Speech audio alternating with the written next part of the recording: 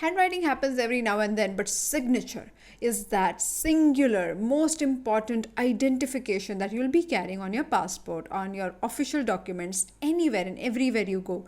Now, when something is that significant, it gives away the deeper sense of who you are in that simple formation that you have chosen. And by the way, you could have chosen 50,000 different signatures, but you chose this one. That is what makes it significant and gives away the entire information about your public image.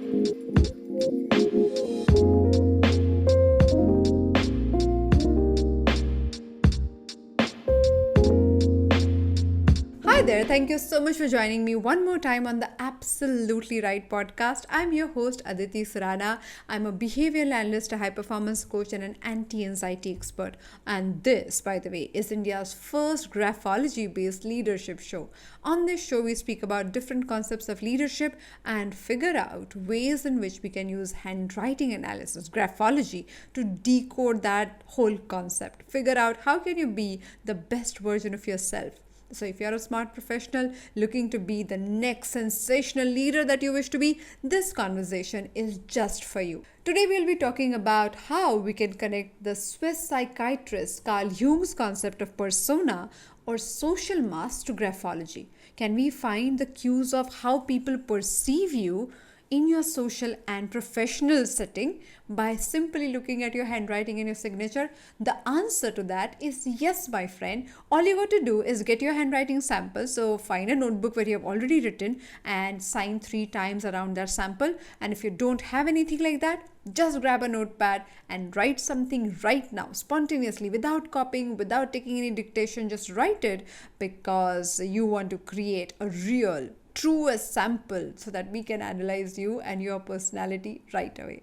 The word persona comes from the Greek ancient theater, where back in the day, one actor used to play multiple roles. He used to carry these masks, they call persona, and used to wear them and behave like the character. When he had to say the king's lines along with his voice and body language, he used to change his mask. And when he had to speak like a queen, he also changed the mask and behaved like one. Carl Jung, who is also known as the father of modern analytical psychology, borrowed that concept of persona when he realized that people actually behave as a different character when they walk into their social professional setting. He wondered what goes inside their minds, why they are one personality, one behavioral pattern when they're at home or around people they're comfortable with, and suddenly something changes. Their communication style, their body language, everything becomes like someone else when they are in the social setting. Do you agree with that? Does that happen to you? Are you a different person when you're playing the role of a father, husband, mother, or at home in general? And suddenly you become a different person when you talk to your neighbors in your social setting, talking to people who are not necessarily in your community. Suddenly we all start behaving in a certain manner. Now the gap between who you are and who you project yourself to be is where the key lies, because in that projection, in that translation, lot of content is lost, and that's why most people think that they're misunderstood by people around them. Now, as a leader, you know how important this concept is. You cannot take it lightly. If people do not understand your potential, if they don't see your strengths, if they do not see the intent that you truly have behind working with the organization, then most of the time they discount it. Now, having a healthy public image is a crucial aspect of this conversation. Let's talk more about it, and let's look at how signatures can actually become your gateway to understand what people think about you. Isn't that interesting? Here is the tricky part. If your signature is identical to your handwriting, then you function in the social circles without any filters. Now we all know some nannies and dadis and mothers who absolutely end up saying the most embarrassing thing about you to a friend or to your boss or to your colleague without thinking about it twice. For them, it is a matter of fact, and if it existed, they would end up saying it. Thereby, having some degree of difference between your personal self and your professional self or your persona is a healthy thing. But the tricky part is this: we do not know how far can we go when it comes to making that difference. Most people tend to have really complicated signatures and they absolutely do not match their handwriting. And I know we are to blame the banks who supposedly told us that the signature should be complicated so that nobody can forge it. I was talking to Mr. KV Kamath back in the day when he was the managing director for ICICI Bank, and I asked him the same question, especially after seeing his signature, which was absolutely legible. I'm like, how is that even possible? Your signature is legible. I can absolutely read your handwriting. Why do you keep telling people, not you personally, but why banks tell people to keep their signatures complicated and illegible? And he said, actually, that is not true. If your signature is illegible or complicated, then first, it does not match the sample every time. And secondly, it is easier for people to forge it. Can you imagine it? So you did all that complication for no reason? Really? Now, there is a reason why signatures are that significant psychologically, subconsciously, because when you choose your regular outfit, something that you want to wear to meet a friend for a cup of coffee, you pick up from whatever is available. You don't think much about it. But when you have to choose your wedding outfit, that time you think about it. Like most people get married once, so they want to remember it, they want to show it to their grandkids. They also want to make a statement by what they choose to wear on their wedding day. So all of that in one outfit is pressurizing. But that also means there is so much of thinking that goes behind it. And that's exactly happens when you choose your signature. Handwriting happens every now and then, but signature is that singular, most important identification that you'll be carrying on your passport, on your official documents, anywhere and everywhere you go. So you don't want to get it wrong. You want to make sure that every time you sign, it says that you were there. And that is a representation legally also, right? So you want to make sure all those points are covered. Now, when something is that significant, it gives away the deeper sense of who you are in that simple stroll that you do, in that simple formation that you have chosen. And by the way, you could have chosen 50,000 different signatures, but you chose this one. Not only that, you stuck around with this one and you kept on identifying with the same signature over and over again. That is what makes it significant and gives away the entire information about your public image.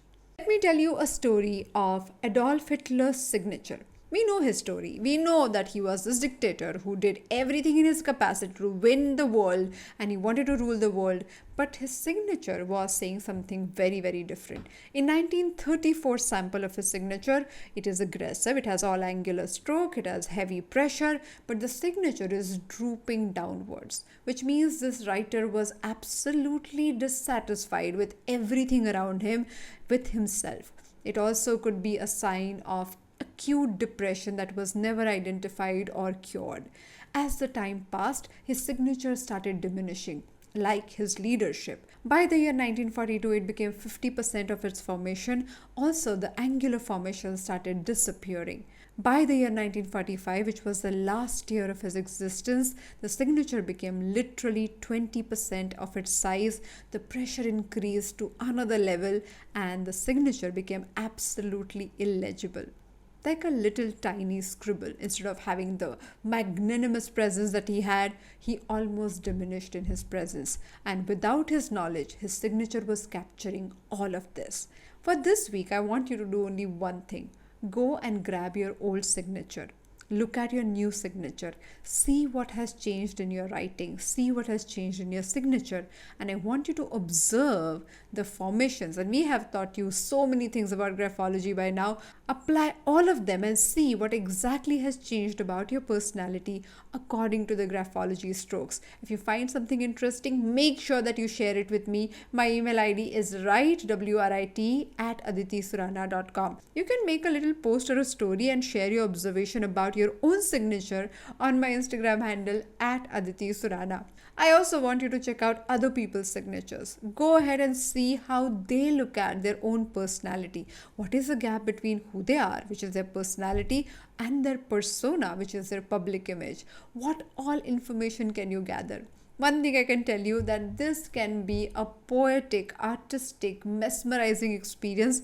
I started it 18 years ago and I still can't get enough of it. Every time I look at a signature, I feel I'm seeing the entire person out there. I am in love with this whole concept of signature because every time you look at somebody's writing and their signature, you can know how they behave at their home, in the bedroom versus in the boardroom, where they bring in the whole authority and the behavior changes. Now, the gap, the discrepancy between the two is fascinating. Once you get hooked on to finding those patterns, there is no end. So go ahead, check out other people's signatures, your boss, your colleague, people around you. And next time I will talk about how can you interpret these signatures better. In the next Friday episode, I will talk about how can you take your journey with analyzing signatures to the next level by looking at the deeper aspects of the topic. It is fascinating. I can't stop blushing about it. This is wonderful. So if you're keen, if you want to learn graphology as a subject, please know more about this on my website aditisurana.com, and you can become a student of our masterclass. If you want to be a part of India's first mental and emotional gym called APT, if you want to work on your behavioral aspect without waiting for the anxiety and the emotional imbalance to strike in, and look at it as a workout. You know how we do physical workout is an emotional and mental workout that we do on a weekly basis. If you're interested in all of this, check out the website aptforme.com. aptforme.com. I will see you next week with one more wonderful guest on our Wednesday show. Till then, happy writing.